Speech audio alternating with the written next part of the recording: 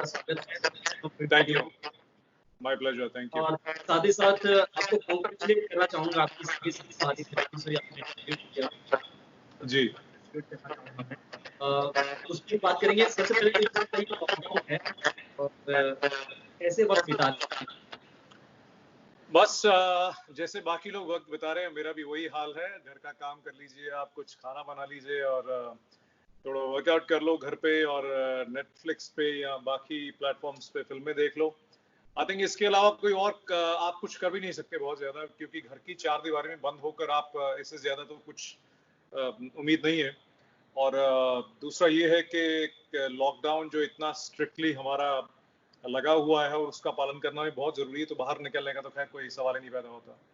तो घर पे हैं, लॉकडाउन का पालन कर रहे हैं और उम्मीद कर रहे हैं कि सब कुछ जल्दी से ठीक हो जाए। आम दिनों में जैसे कि सुबह एक टाइम होता है, टाइम है, फिर वर्कआउट करना है, फिर शूट पर जाना है।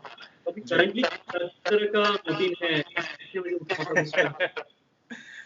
करंटली कोई रूटीन ही नहीं है, सही बताऊं तो, क्योंकि कभी होता है कि आपको अगर जल्दी से नींद आ गई तो आपकी अच्छी किस्मत है कि आप जल्दी उठ जाएंगे। अदरवाइज तो ये है कि आप किस टाइम उठ रहे हैं, किस टाइम सो रहे हैं। हालांकि मैं थोड़ा सा कोशिश करता हूँ, I am an early morning person. मुझे सुबह का जो टाइम होता है 5 से 8 बजे का, वो काफ़ी पसंद है। तो कोशिश करता हूँ कि उस टाइम पर उठूँ और जो भी करना है करूँ। मगर फिर भी आजकल क्योंकि थोड़ा सा रूटीन खराब हुआ है और जो जिस वक्त आपको करने का मूड किया वो कर लिया, वो थोड़ी सी लिबर्टी है।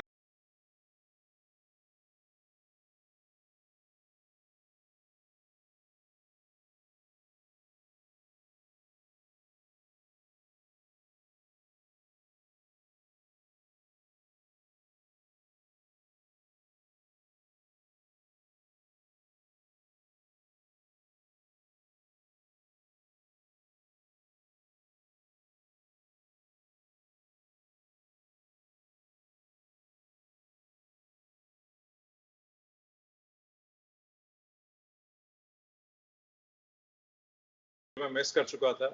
टाइम पास की फिल्में हैं, क्योंकि आप चाहते हैं कि थोड़ा सा आप एंटरटेन हो जाए, थोड़ा लाइट हेडेड रहे आप, है ना।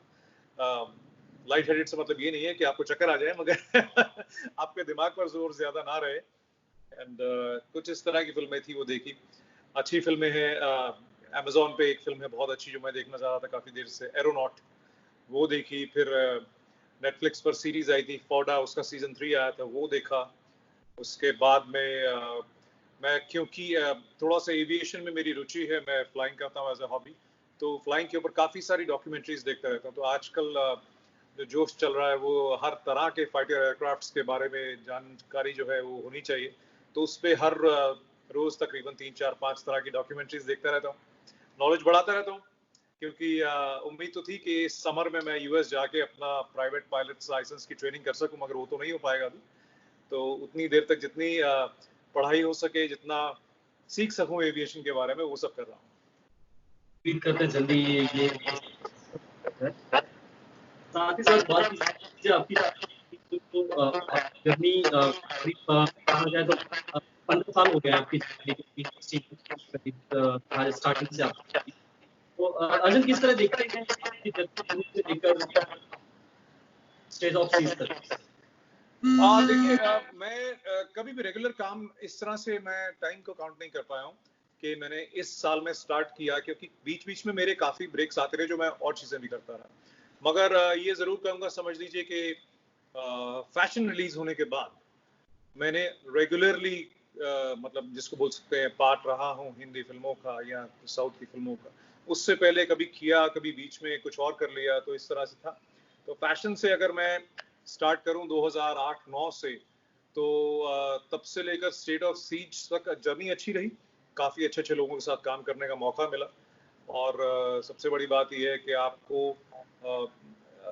आप चाहे 50 फिल्में कर लें या 60 फिल्में कर लें, वो बात अलग है। मगर यादगार आपका कितना काम है, तो मैं अपने आप को बहुत लकी मानता हूँ कि काफ़ी सारी यादगार फिल्मों का हिस्सा रहा हूँ मैं। चाहे वो फैशन हो, रुस्तम हो, कबीर सिंह हो, सन ऑफ सरदार हो, गुरु हो, सारी हिट फिल्में हैं। मेरी पहली फिल्म लास्ट ईयर रिलीज हुई थी, तमिल फिल्म जो मैंने की थी विजय और एटली सर के साथ, बिगिल। वो भी काफी बड़ी हिट हुई। तो डेब्यू जो तमिल में था वो भी बहुत अच्छा रहा। और पहली डेब्यू वेब सीरीज की स्टेट ऑफ सीज Z5 के लिए वो भी काफी बड़ी हिट रही है। तो मतलब आपका जो लैंडमार्क्स हैं आपके करियर में वो यादगार होना बहुत जरूरी है। वो हो चुके हैं जरूर, डेफिनेटली। मगर आमतौर पे मुझे अपने आप से भी शिकायत रहती है, या काफी लोग भी मुझे बोलते हैं कि यार तू बहुत बीच में गायब हो जाता है फिल्में करने, मतलब रेगुलर बहुत ज्यादा काम करना चाहिए। तो उम्मीद करता हूँ कि साल में 4-5 फिल्में जो है वो करनी चाहिए आपको, ताकि आप रोज किसी न किसी तरीके से रोलिंग में रहें, है ना। एग्जैक्टली। फैंस को यही उम्मीद होती है कि जल्दी से जल्दी आप जितने ज़्यादा से ज़्यादा काम करें और ज़्यादा इंजॉय करें। लेकिन साथ ही साथ अगर बात की जाए स्टेट ऑफ सीरीज, तो हाल ही के दिनों में देखा गया सबसे ज़्यादा देखे गए सीरीज में से स्टेट ऑफ सीरीज। तो क्या कुछ कहना चाहेंगे उसके बारे में हमें बताइए? देखिए, पीछे की स्टेट क्या ऑफ सीज कहानी जो रही है, है? मैं काफी देर से कोशिश कर रहा था इस तरह का रोल प्ले करने की, क्योंकि मुझे बहुत शौक था कि मैं किसी एक डिफेंस पर्सनल का या यूनिफॉर्म वाले ऑफिसर का रोल करूं। और वो रोल मेरे पास आया स्टेट ऑफ सीज जो 26/11 एक सीरीज है उसके तौर पे। और सबसे अच्छी बात ये रही कि वो सिर्फ एक आर्मी ऑफिसर का या डिफेंस ऑफिसर का रोल नहीं था, वो एक NSG कमांडिंग ऑफिसर का रोल था। तो काफी ज्यादा जिसको बोलते हैं एक्साइटेड था मैं उसको लेकर, क्योंकि आप NSG कमांडो प्ले कर रहे हैं और आप एक रियल लाइफ हीरो को प्ले कर रहे हैं, जो कि 26/11 के हीरो रहे हैं, कमांडिंग ऑफिसर रहे हैं NSG के पूरे यूनिट के, कर्नल सुनील शेरोन। तो दो चीजें काफी एक्साइटिंग थी। एक तो ये कि आपको इस तरह का रोल प्ले करने का मिल रहा है, और दूसरा ये कि एक रियल लाइफ हीरो को पोर्ट्रे करने का आपको मिल रहा है। और तीसरी बात ये कि एक रियल इंसिडेंस जो कि हमारी जिसको कहेंगे इंडियन हिस्ट्री में एक बहुत बड़ा इंसिडेंस रहा है, उसका हिस्सा बनने का आपको जो है मौका मिल रहा है। तो काफी खुश था इस चीज से। और स्टेट ऑफ सीज जो थी वो मैंने उम्मीद नहीं की थी कि इस तरह से बन पाएगी। हम लोगों ने शुरुआत जरूर की थी, बहुत अच्छी लिखी हुई थी, और हमारे डायरेक्टर थे मैथ्यू लटवाइलर जो कि हॉलीवुड से हैं, और कोशिश की थी कि उनके साथ काम करेंगे, बड़ी अच्छी सीरीज बनेगी। मगर जो अल्टीमेट रिजल्ट आया वो उम्मीद से ज्यादा आया, क्योंकि जो सारा काम पोस्ट प्रोडक्शन का हुआ, चाहे जिस तरह से वो सीरीज एडिट हुई या उसकी प्रोडक्शन वैल्यूज थी कॉन्टिलो पिक्चर्स की तरफ से, अभिमन्यु सिंह प्रोड्यूसर हैं हमारे, या फिर जिस तरह का आप बोल सकते हैं उसमें इन्वॉल्वमेंट Z5 का रहा, Z5 की सारी टीम का, चाहे वो मार्केटिंग की टीम हो, चाहे वो क्रिएटिव डायरेक्टर्स हो Z5 की तरफ से, तो उनके लिए भी एक ये चैलेंज था कि इस तरह के एक इंसिडेंट्स को इतने लेवल पर पोर्ट्रे करना। और क्योंकि ये NSG के बारे में थी और रियल लाइफ इंसिडेंट्स के बारे में थी, तो हर चीज को सही तरीके से दर्शाना वो बहुत मुश्किल काम था, और वहां कहीं आपको चूक नहीं होनी चाहिए। तो उसके लिए काफी हम लोगों ने ट्रेनिंग की। काफी जो कर्नल संदीप सेन थे, वो सेकंड इन कमांड थे यूनिट के 2008 में भी, वो हमारी सीरीज पर जिसको बोलते हैं कंसल्टेंट भी थे, सुपरवाइजर भी थे। उन्होंने सब चीजें बताई, हमें ट्रेनिंग दी, चाहे वो NSG किस तरह के वेपन्स यूज करती है, वेपन्स को ऑपरेट करती है, या जो मेरा रोल है कर्नल सुनील शेरोन का in the series is called colonel Kunal Sahota, वो किस तरह से बिहेव करते हैं अपने कोलीग्स के साथ में, क्या उनका डिमीनर है, क्या उनकी वॉक टॉक, सब कुछ है। तो ये सब चीजें सीखी, काफी मेहनत लगी, मगर अल्टीमेटली खुशी की बात यह है कि रिजल्ट अच्छा आया उसका। या दिखाई दे रही है। और साथ ही साथ जब हम किसी आर्मी या ऑफिसर को वर्दी कहा जाती है, वर्दी तो क्या फील किया, कुछ फील होती है जब? वर्दी पहनना आप ये समझ लीजिए कि जिस तरह से सुपरमैन का केप होता है, या कि सुपरमैन की यूनिफॉर्म आए और आप उड़ना शुरू हो गए वर्दी पहन के, वो फीलिंग आती है सच बताऊं तो। अब जरूर आप देखते हैं लोगों को वर्दी पहने हुए, मगर जब आप खुद पहनते हैं, जब आपके शोल्डर्स पर वो स्टार्स और स्ट्राइप्स या जो भी आप रैंक में हैं वो लगते हैं, तो आपकी मानसिकता चेंज हो जाती है, आपका पूरा एटीट्यूड जो है वो चेंज हो जाता है, even as an actor. Real life में तो डेफिनेटली होता ही है, मगर एज एन एक्टर ऑल्सो अगर आप देखें कि भाई आप एक सीन एनैक्ट कर रहे हैं और उसके लिए आपने वर्दी पहनी, तो आप कभी भी नॉर्मल बिहेव नहीं कर सकते उसके बाद में। नॉर्मल से मतलब ये है कि आप आपकी चाल में, आपके एटीट्यूड में, आपके खड़े होने के ढंग में भी, आपकी बात में जो है एक अलग तरह का एक जोश आ जाता है, और मैंने तो रिक्वेस्ट की हुई है अपने प्रोडक्शन हाउस से, मैंने कहा यार वो एनएसजी की यूनिफॉर्म जो है मेरी वो ज़रूर मुझे गिफ्ट कीजिए, क्योंकि वो मेरे लिए बड़ी यादगार चीज़ है। उम्मीद करता हूँ कि आगे भी इस तरह के रोल्स प्ले करूँ डिफेंस ऑफिसर के, मगर पहला जो रोल है एक एनएसजी के ऑफिसर का, वो ज़रूर मैं अपने आप पास as a remembrance, as a memorabilia रखना चाहूँगा। ये बेशक जरूर। अक्सर अगर बात करें अपने जितने भी कैरेक्टर किए वो सभी यादगार रहे हैं। अगर अब तक कोई कभी कबीर खान का कबीर खान का एक कैरेक्टर जो वो आपका शाहिद कबीर अदा कर रहे हैं, सभी में आपके कैरेक्टर को याद रखा गया है और काफी पसंद किया।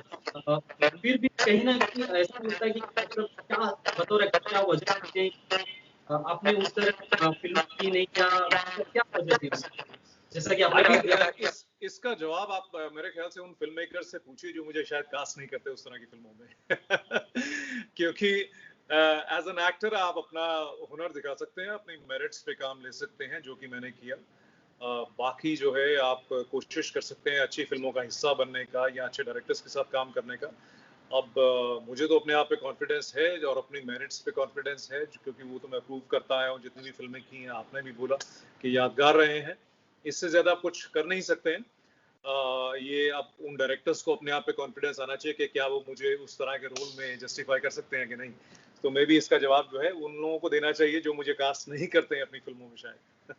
बेशक, क्योंकि हम जब भी हम मिलते हैं या जब भी आपकी कोई फ़िल्म देखते हैं, तो हमेशा आपकी कमियाँ ढूँढते हैं आपके एक्टिंग के परफ़ॉर्मेंस में, बट कहीं नज़र नहीं आती कि आप बहुत कम एक्टर में या रोल में नज़र आते हैं। ये काफ़ी अलग। फिर भी साथ ही साथ आगे बात की जाए तो एक तलाश होती है, एक दौड़ होती है स्टोरी की, स्क्रिप्ट की, तो किस तरह की फ़िल्में या किस तरह की स्क्रिप्ट की तलाश करते हैं आने वाले आ, दिनों में? देखिए मैं ये कहूंगा कि हर हर हर फिल्म या हर जो भी आप प्रोजेक्ट करते हैं ना, उससे आपकी कहानी थोड़ी सी तो बदलती है, क्योंकि हर चीज आपके लिए स्टेपिंग स्टोन होती है। हमारे यहाँ थोड़ी सी प्रॉब्लम ये है कि हर चीज को आप एक स्टेपिंग स्टोन आगे बढ़ने के लिए नहीं मानते, उसको बेंचमार्क मान लेते हैं। उस चीज को आप टाइप कास्ट का एक जो है लेवल मान लेते हैं। तो यहाँ पर प्रॉब्लम ये है कि कई बार ऐसा होता है कि आप कोशिश करते हैं कि मैं कुछ अलग करके दिखाऊं ताकि लोगों को मेरी रेंज पता लगे एज एन एक्टर, मगर वो रेंज को नहीं देखते हैं, वो ये देखते हैं कि इसने ऐसा रोल किया था तो अब अगली बार अगर ऐसे रोल के लिए कोई चाहिए तो उसको बुला लो, जो कि बहुत गलत बात है। क्योंकि एज एन एक्टर अगर आप देखें जितने भी हमारे फिल्मों में एक्टर्स हैं या हर तरह की लैंग्वेज में हैं, उन्होंने हर तरह के किरदार निभाए हैं, कभी भी अपने आप को टाइपकास्ट नहीं होने देते। मगर कुछ लोगों की कमी रहती है, कुछ लोगों का मानसिकता रहती है, कुछ लोगों का नजरिया ये रहता है कि वो शायद उतनी ही सोच रखते हैं या उतना ही सोच पाते हैं कि भाई रेडीमेड चीज जो मिल रही है उसको उस तरह से लेके उसमें टाइपकास्ट करके और डाल दो, अपनी कोशिश मत करो। मगर उम्मीद मैं ये करता हूँ कि जैसे अभी ये स्टेट ऑफ सीज जो है, ये एक माइलस्टोन मैं कहूँगा अपने करियर का, एक और भी माइलस्टोन है। और ख़ास तौर पे इस तरह के रोल में पहले किसी ने मुझे देखा नहीं था, ना ही मैं कर पाया था इस तरह का रोल, तो अब ये मिला है। तो इसके बाद उम्मीद करता हूँ कि इस तरह के और अच्छे रोल्स कर पाऊँ। बड़ा इच्छा है मेरी, क्योंकि मैंने जैसे बोला कि मैं एविएशन में इंटरेस्ट है मुझे काफ़ी, फ्लाइंग मैं करता हूँ एज अ हॉबी, तो ज़रूर इंडियन एयरफोर्स का एक पायलट प्ले करना चाहूँगा। मैं इसी सवाल पर ही आ रहा था कि अगर में क्योंकि एक दौर चल रहा है ये तो किसी स्पेसिफिक टॉपिक पर या किसी की बायोपिक आप करना चाहेंगे कोई भी जर्नलिस्ट? इस तरह से मैं मालूम नहीं, मतलब कौन सी, अब डिपेंड करता है कि बायोपिक किसकी बन रही है। हालांकि जैसे मैंने बोला कि हमारी इंडियन एयरफोर्स में बहुत सारे ऐसे ऑफिसर्स रहे हैं, बहुत सारे ऐसे पायलट्स रहे हैं जिन्होंने काफ़ी हिस्टोरिकल फीट्स अपने करियर में अचीव किए हैं, काफ़ी उनको अवार्ड्स मिले हैं। और जो भी फिल्म मेकर उसके बारे में जो भी लेटेस्ट फिल्म बना रहे हैं, शायद मुझे कास्ट करना चाहिए उनको। या ये आप करेंगे। साथ ही साथ जब बात की जाए आज के दौर में, तो आज के लोग आज जिस तरह लोग बच्चे बाहर नहीं निकल रहे हैं, एक देश की यूनिटी को घरों में रह कर, साथ ही साथ अर्जेंट काफी ऐसी स्थितियां हैं जहाँ से बाहर निकल भीड़ जमा हो रही है। कई ऐसे भी है जहाँ और डॉक्टर्स को भी काफी किया गया, काफी परेशान किया गया। तो किस तरह देखते हैं? आपकी सॉरी आपकी आवाज बिल्कुल बराबर आई नहीं, मुझे क्रैक हुई, काफी सुनाई नहीं दिया, कुछ भी सुनाई नहीं दिया। जिस तरह आप यूनिटी को प्रेजेंट कर रहे हैं, घरों से बाहर नहीं, उसे आप किस तरह देखते हैं? और डॉक्टर्स को ऑफिस उन्हें काफी हैरेस किया जाता है, परेशान किया जाता है, वो चेकअप किए जाते हैं। काफी इंसिडेंट आप सुने भी, तो क्या कहना चाहते हैं? ये तो बहुत शर्मनाक बात है वैसे देखा जाए तो, मतलब इसमें कोई बनावटी या कोई हम लोग जिसको बोलते हैं पॉलिटिकली करेक्ट बात तो कहने का मतलब भी नहीं बनता है, क्योंकि आप ये देखिए ना कि आपको सिर्फ एक हिदायत दी गई है कि घरों में रहिए, क्योंकि यही तरीका है इस बीमारी से बचने का फिलहाल के लिए, जो एक माहौल पूरी दुनिया में बना हुआ है। आप ये देखें कि हमारी देश की 133-34 करोड़ जो पॉपुलेशन है उसके हिसाब से काफी कंट्रोल्ड है यहाँ पर, फिर भी माहौल मतलब इतना ज्यादा स्प्रेड नहीं हुआ है जिसको बोलेंगे कोविड-19, और स्टेप्स लिए जा रहे हैं बड़े सही टाइम पर, जो बोलूंगा गवर्नमेंट ने स्टेप भी लिया लॉकडाउन करने का। तो बहुत ज्यादा हमसे उम्मीद तो नहीं की थी, उन्होंने यही बोला था कि अपने घर में रहिए। हम लोग छुट्टी भी मनाते हैं, कभी कभी घर पे रहते हैं और एंजॉय करते हैं। या आप अगर बात करें वेकेशंस की, कि गर्मियों की छुट्टियां हो जाती हैं, लोग घरों में बंद हो जाते हैं और बाहर नहीं निकलते हैं, या फिर बहुत ज्यादा जब मौसम गर्म होता है कई राज्यों में, तो लोग जो है घर में रहना पसंद करते हैं। तो यहाँ पर थोड़ा सा फोर्स्ड है, इसलिए लोगों को ज्यादा तकलीफ हो रही है कि भाई हमें आजादी नहीं है करने की। मगर ये हमें समझना चाहिए कि हमारे भले के लिए ही है। कोई वैक्सीन नहीं निकली है अभी तक, कोई इलाज नहीं निकला इस चीज का, तो हम लोगों का और कौन सा तरीका हो सकता है अपने आप को बचाने का, या लोगों को बचाने का, या सोसाइटी को ऑन द होल हमारा एक जिसको बोलते हैं उसमें क्या योगदान हो सकता है। तो योगदान यही है कि आप उस आदेश का पालन करें और अपने घरों में रहें, और अपने आप को भी बचाएं, दूसरों को भी बचाएं। इतनी सी उम्मीद की जा रही है, मगर ये है कि आपको पता है फिर कुछ मिसक्रिएंट्स तो होते ही हैं जिनका शायद नजरिया अलग होता है, जो चाहते हैं कि ज्यादा से ज्यादा जितना खराब किया जाए माहौल को, या जितना ज्यादा कुछ ना कुछ ऐसी चीज की जाए जिससे शायद उनको भी पब्लिसिटी मिले, और जो एक पीसफुल चीज चल रही है, जो एक लीनियर चीज चल रही है तरक्की की तरफ, उसको खराब किया जाए। बहुत शर्मनाक बात है ये। और खास तौर पे ये देखिए कि हमारे को लिबर्टी है, अब आप बैठे हैं या मैं बैठा हूँ, हम लोग घर पे बैठे हैं, चाय पी ली, कॉफी पी ली, और मन किया तो एसी चला के बैठ गए, ज्यादा गर्मी हुई तो कभी कुछ देख लिया टीवी पे, सो गए जिस टाइम मन किया। तो कितनी लिबर्टी है, ठीक है ना। और ये आप सोचिए कि जो हमारे कोरोना वॉरियर्स हैं, चाहे वो पुलिस फोर्सेस हों, चाहे डॉक्टर्स हों, नर्सेस हों, या ह्यूमैनिटेरियन वर्कर्स हों, एनजीओ के लोग हों, बहुत सारे लोग वॉलंटियरली काम कर रहे हैं उन लोगों के लिए जो लोग तकलीफ में हैं, उनके पास ये लिबर्टी तो नहीं है ना। तो उस चीज का तो रिस्पेक्ट करना चाहिए। मतलब डॉक्टरों पे पथराव या मारपीट, या फिर पुलिस वालों के साथ में बदतमीजी, तो बहुत ज्यादा शर्मनाक। मतलब इसको जितना कहा जाए उतना ज्यादा। इसके आप जो मर्जी बहाने निकालिए, इसको जो मर्जी जस्टिफाई कीजिए कि दबाया जा रहा है, ये किया जा रहा है, वो किया जा रहा है, किसको पसंद है आप बताइए कि मतलब लोगों को लॉक करके घर में रखना। अगर माहौल ऐसा है तो इतनी सी उम्मीद की जा रही है, और I think as a nation, as a society, लोगों को थोड़ा सा इस चीज को समझ के थोड़ा सा एहतियात बरतना चाहिए, थोड़ा सा ध्यान रखना चाहिए इस चीज का, कि थोड़ी देर की तकलीफ है। ऐसा तो नहीं है कि सालों साल के लिए हम लोगों को ये माहौल में जीना है। कुछ हफ्तों की बात है, उसमें अगर हम लोग रिस्पेक्ट करें, और जो कोरोना वॉरियर्स हैं वो फील्ड में जाकर हीरो बने हुए हैं, आप हीरो बन जाइए सिर्फ घर पे रहकर, इतनी उम्मीद की जा रही है। तो मैं तो यही सब लोगों से रिक्वेस्ट करूंगा, सब लोगों को यही मतलब कह सकता हूँ। आई एम श्योर हर किसी का अपना नजरिया है, मगर फिर भी कि कुछ समय की बात है, और ये लड़ाई तो कम से कम हम जीते। इस रेस में हमारा देश काफी चीजों में बाकी दुनिया के डेवलप नेशन से पीछे है, मगर इस चीज में शायद हम इस टाइम नंबर 1 है, कि जिस तरह से हमने अपने आप को कंट्रोल किया, लॉकडाउन का पालन किया, और इस रेस को तो हम जरूर जीते। कोरोना की जो रेस है उससे छुटकारा पाने की, उसमें इंडिया शुड बी नंबर 1। यही उम्मीद करूंगा मैं तो। यही उम्मीद की जा रही है कि और इतना अपने और करके इसे जाते जाते क्या मैसेज देना चाहिए आपके फैंस को, और आने वाले दिनों में फिल्में आने वाली हैं इसके बारे में? देखिए, फिल्में और सीरीज काफी सारी शुरू होने वाली थी। इनफैक्ट अभी एंड ऑफ अप्रैल में मैं एक सीरीज शूट कर रहा था, बड़ी अच्छी थ्रिलर सीरीज थी। और एक दो और सीरीज, मतलब इस साल में 2-3 सीरीज मैं करने वाला था। शुरुआत अभी ही होने वाली थी अप्रैल में। 2 फिल्में भी करने वाला था, मगर अभी फिलहाल तो खैर कुछ समझ नहीं आ रहा है, क्योंकि काम कब शुरू होगा, नॉर्मल सी थोड़ी सी कब आएगी। नॉर्मल सी मतलब ये है कि भाई कम से कम शूट करने का जो माहौल होता है, क्योंकि एक शूटिंग पे कम से कम 50 से 100 लोग होते हैं और वो थोड़ा सा डेंजरस हो सकता है आजकल के माहौल में। तो उसके लिए परमिशन कब मिले, उसके लिए नॉर्मलसी कब आए, उस तरह की ट्रैवल रिस्ट्रिक्शंस जो हैं लगी हुई वो कब हटें। तो आई होप जल्दी हो, सब लोगों का रोजगार भी है उस पे, हमारा भी है, टेक्नीशियंस का भी है, जो लोग जुड़े होते हैं फिल्म फील्ड के साथ में हर तरह से उनका भी है। तो जल्दी उम्मीद करते हैं कि सब चीज़ें नॉर्मल हों और सबसे बड़ी बात यह है कि सब लोगों की सेहत अच्छी रहे, मतलब कोई भी जो लोग तकलीफ में हैं वो जल्दी रिकवर हो और जो बाकी हैं वो बचे रहें, यही उम्मीद करेंगे हम लोग। काम तो होता रहेगा, जैसे बोला जा रहा है, हमारे प्रधानमंत्री ने भी बोला कि जान भी और जहान भी, तो दोनों ही चीजें चाहिए अभी हम। ये सही कहा आपने। जी thank you so much sir. उम्मीद यही करते हैं कि जो धमाका आपने किया है सेट ऑफ सीज से, वो आगे भी बरकरार रहेगा और आगे आप ऐसी धमाकेदार सीरीज या आते रहेंगे। Thank you so much, great talking to you thank you and sir. Best wishes to everyone. Thank you.